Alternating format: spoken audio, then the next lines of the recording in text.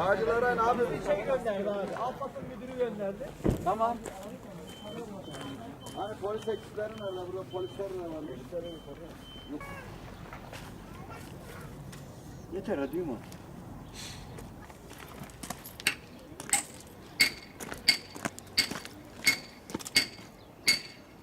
Deprem anında içerideydik, oturuyorduk. Bir anda sallamaya başlayınca dışarı atmaya fırsat bulamadık zaten. Yarımız çıktık, yarımız içeride kaldık. Çok şükür yıkılmadı evlerimiz. Hasar var ama evler yıkılmadı. Kendimizi kurtardık yani orada.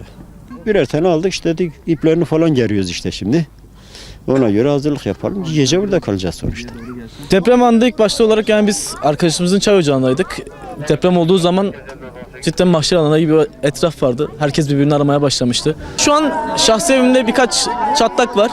Yani 5. katta oturuyoruz. Onun yüzünden tabii evdekilerin o korkusundan dolayı annemgilde kalıyoruz. Onların biraz daha güvenilir.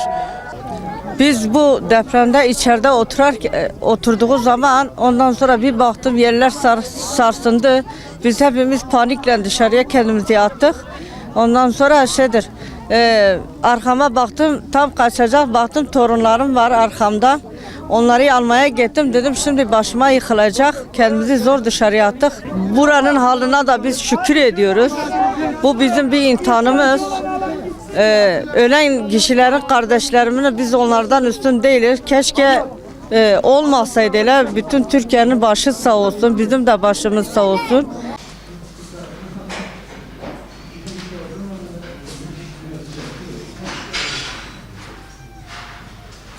Ben arabada ilken depremle karşılaştım. Hani zannettim ki arabanın tekerleri patlamış. Araba sağa sola gitti. Yoldaydım yani. Oğlum evdeydi. İşte bizim bina burası.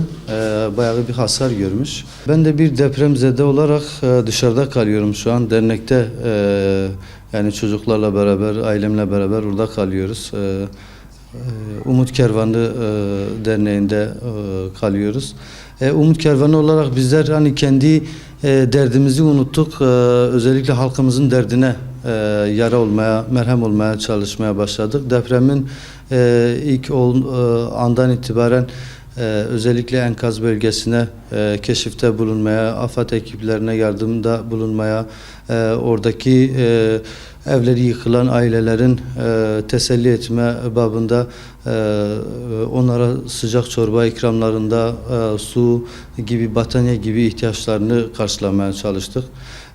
Hali hazırda bizler sabah akşam özellikle çadır kentlerde, camilerde, taziye evlerinde bulunan insanlarımıza, vatandaşlarımıza sıcak aş, battaniye, mont gibi yardımlarda bulunuyoruz. Gece özellikle dışarıda kalan ailelerimizi tespit edip onlara hani hem sıcak bir aş ve de soğuktan korunmaları için battaniye dağıtmaya çalışıyoruz. Bizler de özellikle vatandaşlarımızı tek tek tespit edip hani elimizden geldiğince yardım yapmaya çalışıyoruz Umut Kervanı olarak.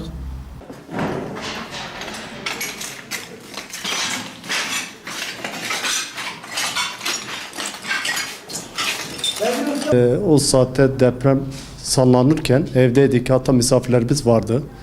O anda telaşla nereye yapacağımızı şaşırdık. O anda eşimin teyzesi kapıyı açarken yani son anda kendimizi attık dışarıya.